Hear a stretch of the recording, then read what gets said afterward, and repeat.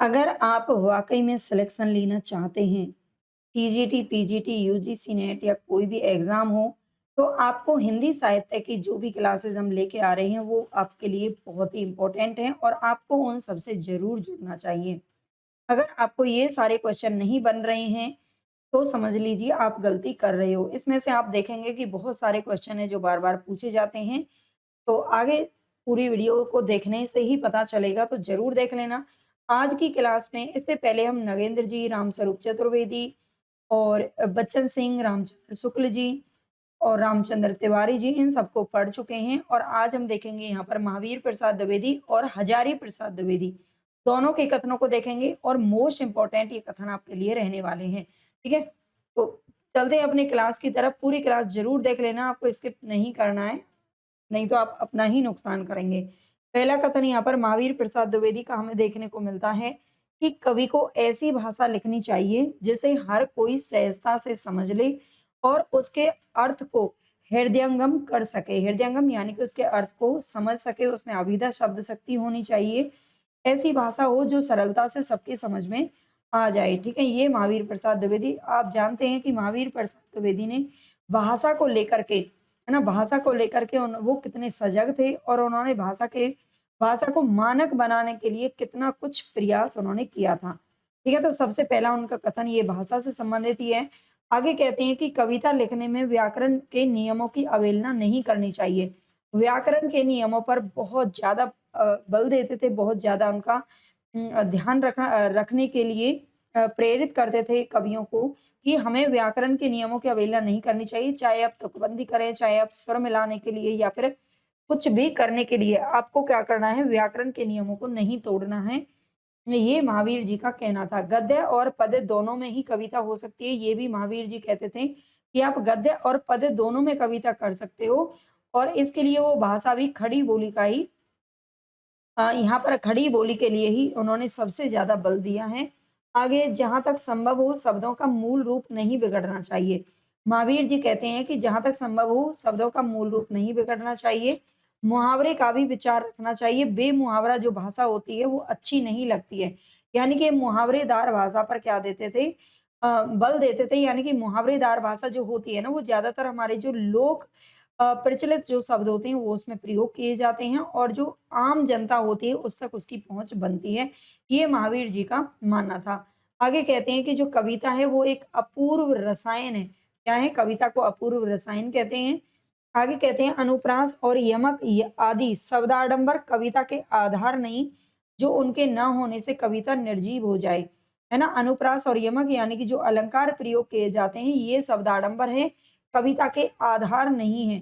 ऐसा महावीर जी ने कहा है कि इनके नहीं होने से अगर हम इनका प्रयोग नहीं करेंगे, तो भी हमारी कविता निर्जीव नहीं हो जाएगी और उससे कोई अपरिमेय हानि भी नहीं पहुँचेगी। कविता का अच्छा-बुरा होना तो उसके अच्छे अर्थ और रस बाहुल्य पर आधारित है। ठीक है? कविता का अच्छा-बुरा होना क्या है? उसके अच्छे अर्थ पर और उस अच्छे रस बाहुल्य पर आधारित होता है। शुद्ध भाषा का जितना मान होता है, अशुद्ध का उतना नहीं होता। ठीक है? शुद्ध भाषा को जितना सम्मान मिलता है, उतना अशुद्ध को नहीं मिल सकता। गद्य और पद्य की जो भाषा है, वो पृथक-पृथक नहीं होनी चाहिए, अलग-अलग नहीं होनी चाहिए। चाहे आप गद्य लिखो या पद्य लिखो, आपको खड़ी बोली में ही रचना करना है। ये महावीर जी का मत था। आगे कहते हैं कि व्याकरण का विचार ना करना कवि की तद विषयक अज्ञानता का सूचक है। अगर आप व्याकरण का ध्यान नहीं रखते हो कि जैसे कि भारतेंदु युग में व्याकरण के नियमों को अच्छी तरह से वहाँ पर उनकी दृष्टि नहीं जमी थी, ये कहा गया है शुक्ल जी के द्वारा कि भारतेंदु युग के कवियों की जो मानक दृष्टि है वो व्याकरण के नियमों पर अच्छी तरह से नहीं जमी थी, है ना? वो बस ऐसे ही कविता लिख रहे थे जो क्योंकि खड़ी बोली जो थी वो अपने आरंभिक रूप में थी और वो इतनी ज़्यादा अच्छे से मतलब नहीं सँभल पाई थी, ठीक है? लेकिन महावीर प्रसाद द्विवेदी ने यहाँ पर बहुत ज़्यादा बल दिया है। खड़ी बोली को उन्होंने ये कहा भी जाता है, ये कथन भी है कि उन्होंने पद्य की भाषा को मतलब ब्रज भाषा को किससे उतार करके साहित्य के सिंहासन से उतार करके उन्होंने खड़ी बोली को स्थापित कर दिया था। ठीक है? तो ये भी कथन इनके बारे में शुक्ल जी का मिलता है। आगे कहते हैं व्याकरण का विचार ना करना कवि की अज्ञानता का सूचक है। अगर वो विचारों का ध्यान कभी व्याकरण का ध्यान नहीं रखता है तो। आगे कहते हैं कि हिंदी हिंदी में यानी कि खड़ी बोली ही एक ऐसी भाषा है जिसके गद्य में एक प्रकार की और पद्य में दूसरे प्रकार की भाषा लिखी जाती है। ठीक है? जिसके गद्य में एक प्रकार की और पद्य में दूसरे प्रकार की भाषा लिखी जाती है। पहले गद्य प्राय ना था, हमारा साहित्य केवल पद्य में था। ठीक है जी? पहले मतलब गद्य अक्सर नहीं लिखा जाता था, पहले गद्य की रचना इतनी नहीं होती थी। गद्य की जो शुरुआत है, वो भारतेंदु युग से मानी जाती है ठीक तरीके से तो। इससे पहले 2-4 रचनाएँ हुई थी, हालाँकि 1741 ईस्वी में भाषा योग वशिष्ठ नामक एक गद्य रचना मानी जाती है, जो कि किसने लिखी थी? जो निरंजनी ने, रामप्रसाद निरंजनी ने लिखी थी और उसके अलावा फिर लल्लू लाल और ये सदा सुखलाल वगैरह ने लिखी थी और गंग कवि ने लिखी थी, लेकिन उस उतना गद्य काव्य नहीं लिखा जा रहा था, ठीक है? जितना कि क्या लिखा जा रहा था, पद्य में पूरा साहित्य आप देखोगे पीछे से आदिकाल हो, चाहे भक्ति काल हो, रीति काल हो, वो सारा पद्य में था, ठीक है? पद्य में था, गद्य साहित्य की उत्पत्ति के पहले पद्य में ब्रज भाषा का ही सार्वदेशिक प्रयोग किया जाता था। रस ही कविता का सबसे बड़ा गुण है, यहाँ पर ये क महावीर जी कहते हैं कि रस को ही इन्होंने कविता का सबसे बड़ा गुण बताया है। आगे कहते हैं कि नीरस पद्यों का कभी आदर नहीं होता, जिसे पढ़ते ही पढ़ने वाला के मुख से अगर वहा ना निकले, ठीक है? जो नीरस पद्य होते हैं, उनसे उनका कभी भी आदर नहीं होता। मतलब हमारे सामने कोई भी चीज़ है ना? हम चाहे खाना खा रहे हों, चाहे हम किसी चीज़ को पढ़ रहे हों, हमें उसमें क्या आना चाहिए? रस मिलना चाहिए, है ना? जैसे पढ़ते ही पढ़ने वाले के मुख से वहा ना निकले, उसका मस्तक ना हिलने लग जाए अथवा उसकी दंत पंक्ति ना दिखलाई देने लगे, है ना? दंत पंक्ति यानी कि उसको थोड़ी बहुत भी हँसी अगर ना आए अथवा जिस रस की कविता है, उस रस के अनुकूल वह व्यापार ना करने लगे, तो वह कविता कविता नहीं है, बल्कि वह क्या है? तुकबंदी मात्र है। ठीक है? जिसको वैसे ही पढ़ा जा रहा है, उससे कोई रस नहीं मिल रहा है। कविता का विषय मनोरंजक और उपदेशजनक होना चाहिए। यमुना के किनारे-किनारे केली कौतूहल का अद्भुत वर्णन बहुत हो चुका।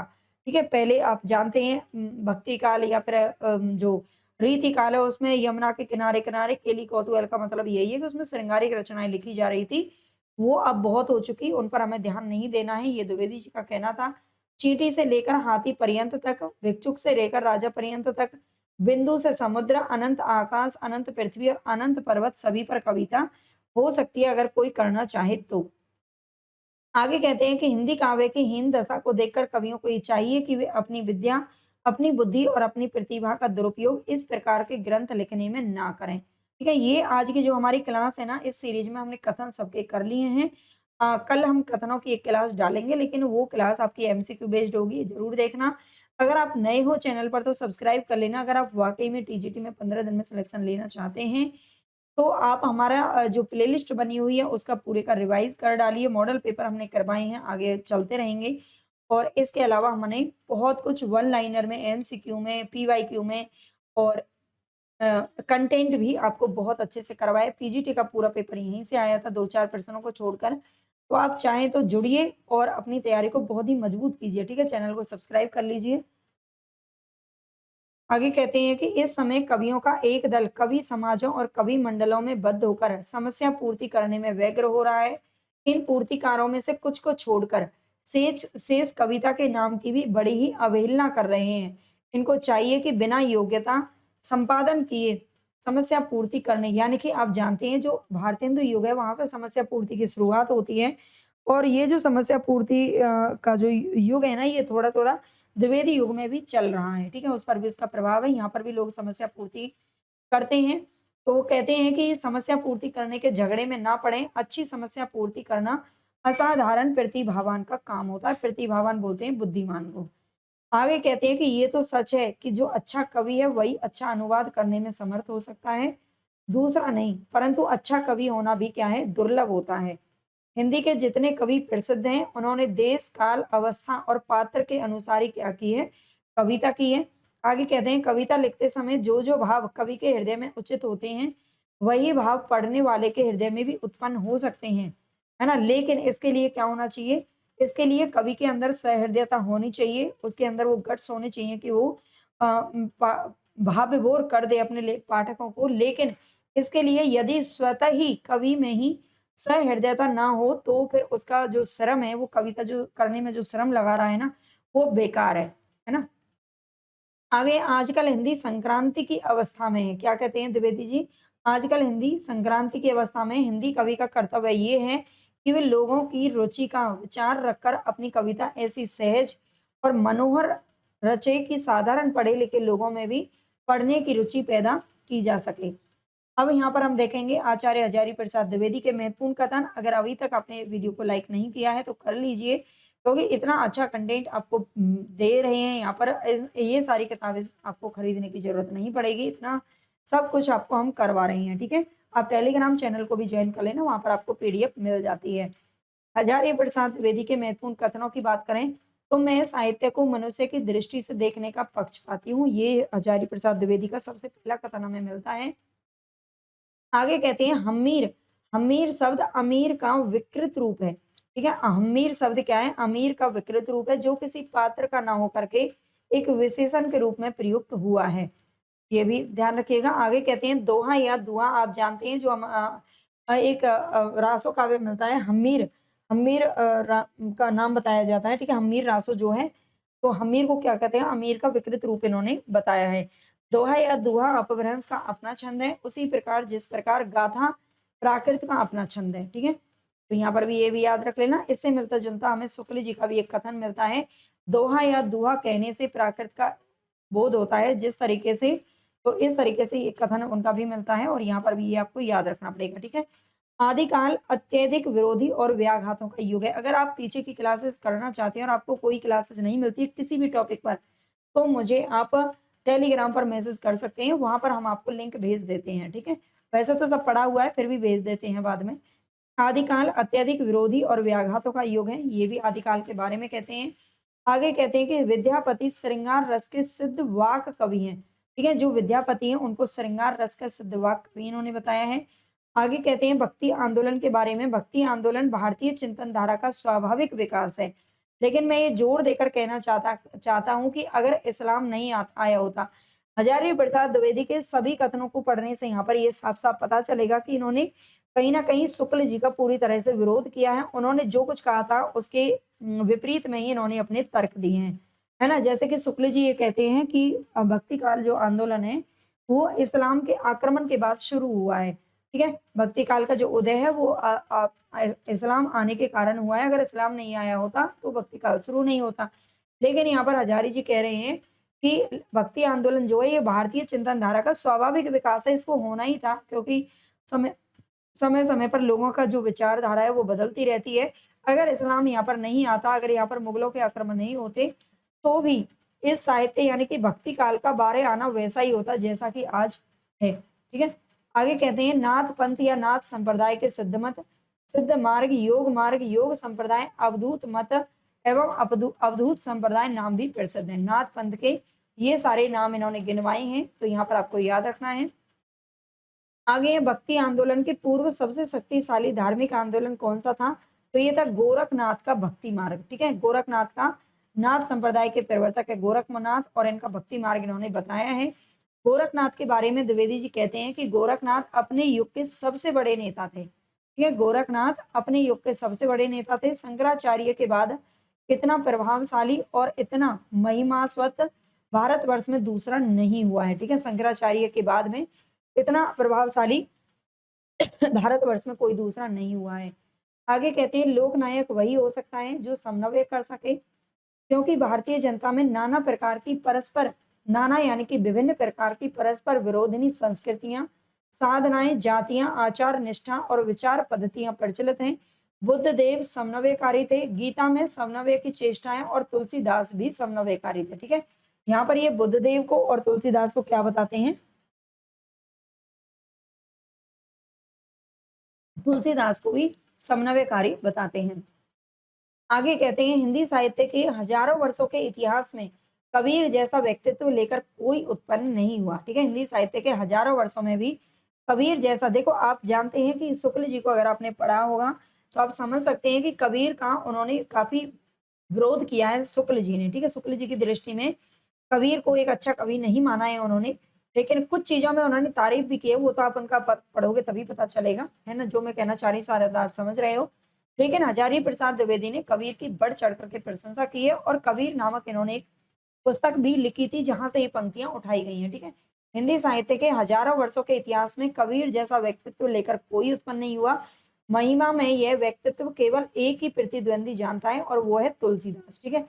महिमा यानी कि प्रसिद्धि में तो इनके बराबर किसको प्रसिद्धि मिली है, तो वो तुलसीदास को मिली है, कबीरदास जी के बराबर। आगे कहते हैं कि कविता करना कबीर का लक्ष्य नहीं था। देखिए मैं जानती हूँ आप सब बच्चे हो ना, ये क्या करते हो आप वीडियो को बीच-बीच में से पॉज़ करके स्किप करके पढ़ते होंगे ज़रूर, है ना? ये सब हमें पता चल जाता है, तो आप ऐसा ना करें, इससे आपका ही नुकसान होगा। आप ये सारे कथन पढ़िए, ठीक है? कहाँ से क्या पूछ लिया जाए आजकल नहीं जानते हैं।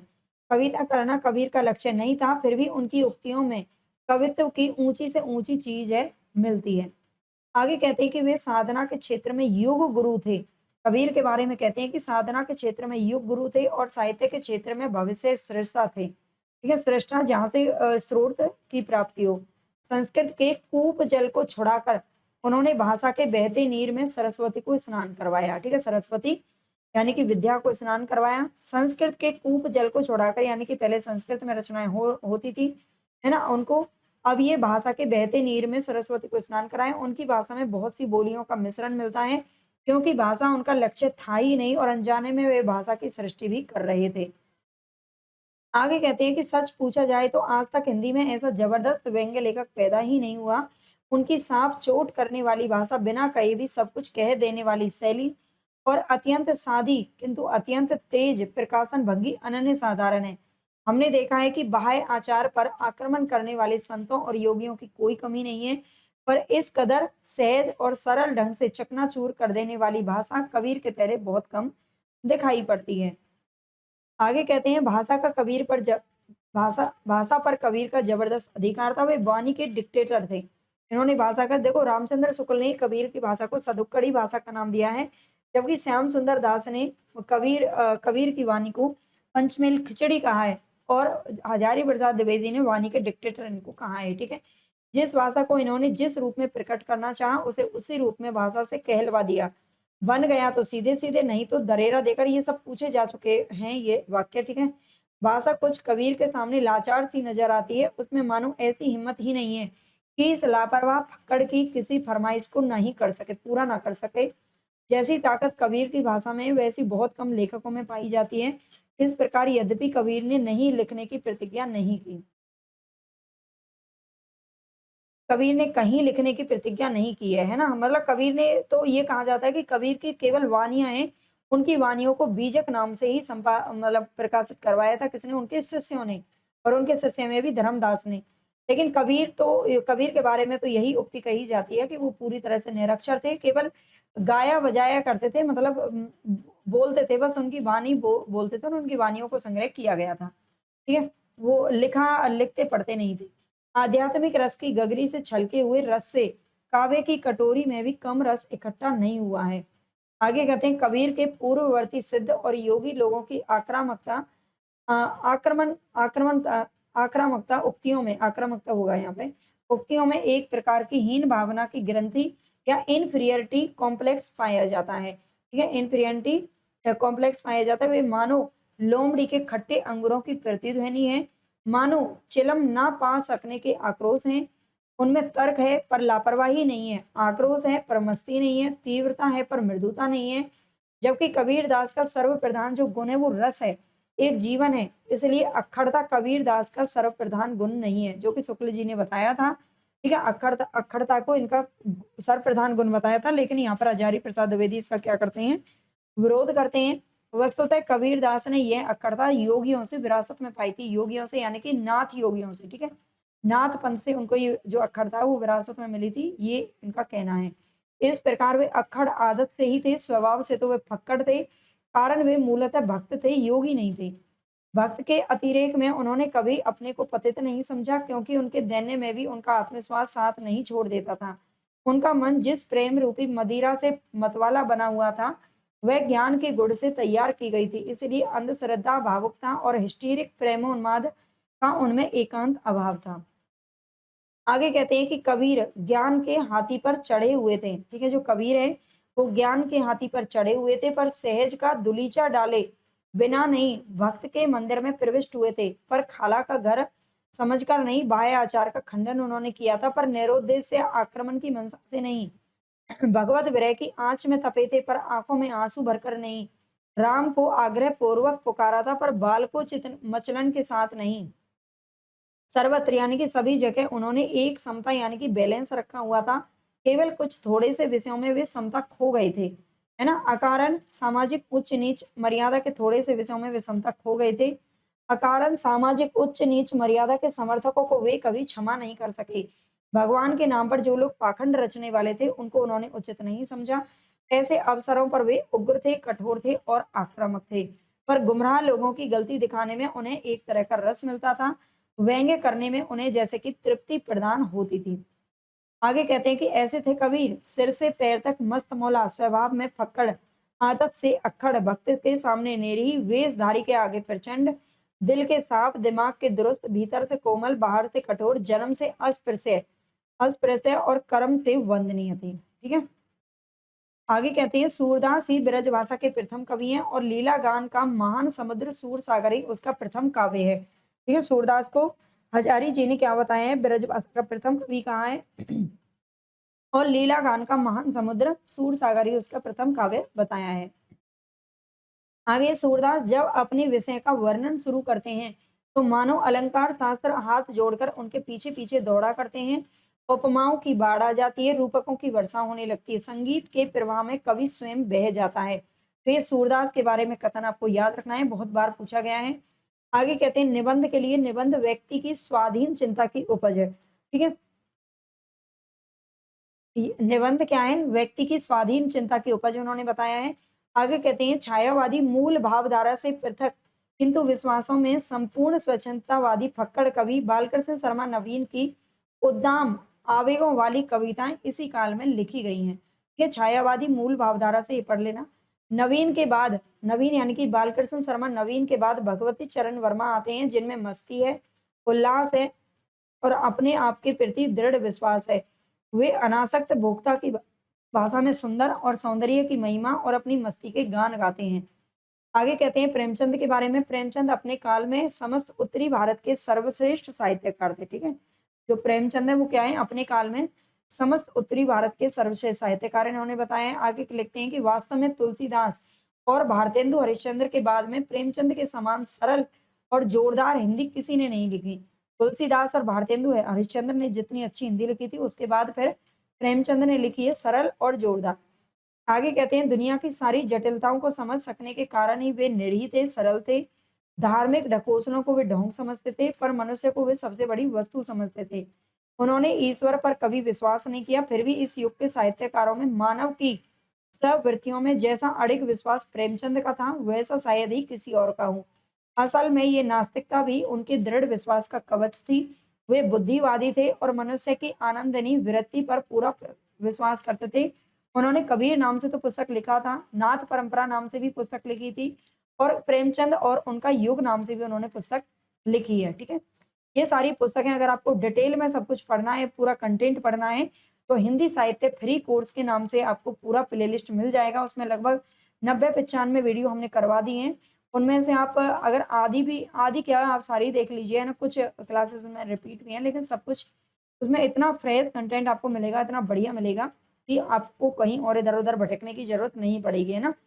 जब तक पेपर है उनका रिवीजन आप बार-बार करते रहिए। कालिदास का दुलारा सिरीज तो होता है कि जब धरती और आसमान जलते रहते हैं तब भी हजरत ना जाने कहां से अपना रस खींचते रहते हैं और मौज में आठों याम मस्त रहते हैं। कबीर भी बहुत कुछ इसी सीरीज के समान ही थे, मस्त और बेपरवाह, पर सरस और मादक। और तो और अपने क्लासिकी संयम के लिए विख्यात कालिदास भी इस प्रसंग में याद आए बिना नहीं रह सकते हैं। आगे है कालिदास भी जरूर अनासक्त योगी रहे होंगे। श्रीष के फूल फक्कड़ आना मस्ती से ही उपज सकते हैं और मेघदूत का काव्य उसी प्रकार के अनासक्त अनाविल उन्मुक्त हृदय से उमड़ सकता है। जिन स्त्रियों को चंचल और कुल भ्रष्टा माना जाता है उनमें एक दैवीय शक्ति होती है। ये बाण भट्ट की आत्मकथा नामक जो इनका उपन्यास है 1946 में प्रकाशित हुआ था, उसे ये पंक्ति है जो उठाई गई है। जब तक तुम पुरुष और स्त्री का भेद नहीं भूल जाते तब तक तुम अधूरे हो, अपूर्ण हो, आसक्त हो। ठीक है। ये बाणभट्ट की आत्मकथा से ही ली गई है पंक्ति। आगे पंडिताई भी एक बोझ है, जितनी भी भारी होती है, जितनी ही भारी होती है उतनी ही तेजी से डुबोती हुई है। जब वह जीवन का अंग बन जाती है तो सहज हो जाती है, तब वह बोझ नहीं रहती है। अशोक के फूल नामक जो इनका निबंध है, वहाँ से ये पंक्ति ली गई हैं। कहते हैं दुनिया बड़ी भुलक्कड़ है, केवल उतना ही याद रखती है जितने से उसका स्वार्थ सधता है, बाकी को फेंक कर आगे बढ़ जाती है। ये भी अशोक के फूल से ये पंक्तियाँ ली गई हैं। आगे जब तक हमारे सामने उद्देश्य स्पष्ट नहीं हो जाता तब तक कोई भी कार्य कितनी ही व्यापक शुभेच्छा के साथ क्यों ना आरंभ किया जाए वह फलदायक नहीं होगा। ये कुटज जो इनका निबंध है वहां से लिया गया है। आरंभ में सामाजिक पृष्ठभूमि देकर फिर किसी काव्य प्रवृत्ति पर विचार करने से कोई बात नहीं बनती। सामाजिक सत्य कविता से खोज निकालने की चीज है, ऊपर से आरोपित करने की नहीं है। आगे छायावाद के बारे में कहते हैं छायावाद उस राष्ट्रीय जागरण की अभिव्यक्ति है जो एक ओर तो पुरानी रूढ़ियों से मुक्ति चाहता था और दूसरी ओर विदेशी पराधीनता से। आगे रहस्यवाद अज्ञात की जिज्ञासा है तो छायावाद चित्रण की सूक्ष्मता और स्वच्छंदतावाद प्राचीन रूढ़ियों से मुक्ति की आकांक्षा है। छायावादी कल्पना केवल अलंकारों और प्रतीकों की योजना करने वाली सामान्य प्रवृत्ति नहीं है, वह सत्य अन्वेषी दृष्टि है। ठीक है, छायावादी कल्पना जो है ये केवल अलंकारों और प्रतीकों की योजना करने वाली सामान्य प्रवृत्ति नहीं है। आगे कहते हैं कविता के नए प्रतिमान के केंद्र में कौन है? मुक्ति बोध है। ठीक है, याद रखना इनके सारे। आगे कहते हैं श्रेष्ठ साहित्य कोई मन का लड्डू नहीं है कि जब भी चाहा बना लिया, है ना, जब मन करे तभी बना लो। श्रेष्ठ तो श्रेष्ठ साहित्य मात्र किसी की स्वेच्छा पर भी निर्भर नहीं है। जब जैसा जी हुआ वैसा साहित्य कोई रच नहीं सकता। वह एक निश्चित परिस्थिति में और एक निश्चित परिस्थिति से पैदा होता है और ये परिस्थिति उसकी स्वेच्छा को मर्यादित करती है। यहाँ तक कि उसके विद्रोह को भी परिस्थिति के विरुद्ध लेखक का विद्रोह भी उस परिस्थिति के द्वारा निर्धारित होता है। ये लेखक की ऐतिहासिक सीमा होती है। आगे कहते हैं हजारी जी साहित्य में इतिहास मेरी मुख्य चिंता थी। साहित्य का इतिहास लिखना इतना महत्वपूर्ण तो नहीं था जितना साहित्य का इतिहास समझना। और यह वीरगाथा काल और भक्ति काल, रीति काल और भारतेंदु मंडल काल और जिस तरह से विभाजन कर दिया गया था और फिर मुसलमानों का हमला हुआ तो इतिहास बदल गया। इसका जवाब मुझे रामचंद्र शुक्ल नहीं देते कि क्यों 1000 ईस्वी के आसपास संस्कृत और प्राकृत का वर्चस्व समाप्त हुआ और क्यों लोक भाषाएं साहित्य का दर्जा प्राप्त कर सकी। इसका जवाब रामचंद्र शुक्ल के पास नहीं है, बल्कि इसका जवाब तो किसी के पास नहीं है। आगे कहते हैं जिसे हमारे इतिहासकारों ने उत्तर मध्यकाल कहा है। उत्तर मध्यकाल यानी कि रीतिकाल की बात करते हैं। गदर के पहले गदर के पहले तक का काल वो उर्दू शायरी में नजीर, अकबराबादी, मीर और गालिब का काल है, गोल्डन पीरियड है। ठीक उसके समानांतर हिंदी में जो कविता लिखी जा रही है उसे कायदे से स्वर्ण युग कहने के बजाय पतन का काव्य कहा जाता है। आगे इस प्रकार पृथ्वीराज रासो संत भक्ति काव्य की भांति सामान्य जन जागरण की उत्थानशील भावना का प्रतिबिंब न होते हुए भी रासो इनमुखी सामंती शक्तियों के अंतर विरोध का चित्रण करने वाला महाकाव्य है। निश्चय ही इसकी वीर भावना में ना तो महाभारत सा उदात्त शौर्य और पराक्रम है और ना इसकी श्रृंगार भावना में कालिदास की सी मुग्ध तन में भावाकुलता। रास युग का प्रभाव रासों की वीरता और श्रृंगार दोनों भावनाओं पर पड़ा हुआ है। नई कविता की बात करते हैं तो नई कविता के अंदर मुझे अज्ञेय और उनके मंडल के कवियों से भिन्न एक दूसरी परंपरा का भी एहसास होता है। एहसास तो कब से था? 1956-57 से ही था और मैं ये महसूस करता था कि उस दूसरी परंपरा की सबसे समर्थ प्रतिभा कौन है? मुक्ति बोध है। इस हादसे के 2 छोटे-छोटे लेख मैंने तभी लिखे थे लेकिन उसे व्यवस्थित रूप दिया 1968 में प्रकाशित कविता के नए प्रतिमान में, जिसके केंद्र में अंधेरे में जैसी फैंटेसी वाली लंबी कविताओं के रचयिता कौन है? मुक्ति बोध है। आगे लिखते हैं कायदे से परंपरा का कोई भी मूल्यांकन किसी समय तथाकथित वस्तुगत वास्तविक ज्यों का त्यों परंपरा जैसी थी वैसा ही ना किसी ने रखा है और ना कोई रख सकता है। व्याख्या मात्र किसी ना किसी पक्ष, किसी ना किसी दृष्टि की हुआ करती है और यह पक्ष या दृष्टि किसी ना किसी वर्ग हित की ही हुआ करती है। तो यहाँ पर आज ये क्लास हमारी समाप्त होती है। अगर आपको पसंद आई हो तो लाइक जरूर कर देना, हाइप कर दिया करो भाई, बड़ी मेहरबानी होगी। आप लोगों को ये तो समझ में आता है कि हम आपके लिए कितनी मेहनत करते हैं ना। बहुत सारे बच्चे तारीफ करते हैं, अच्छा लगता है।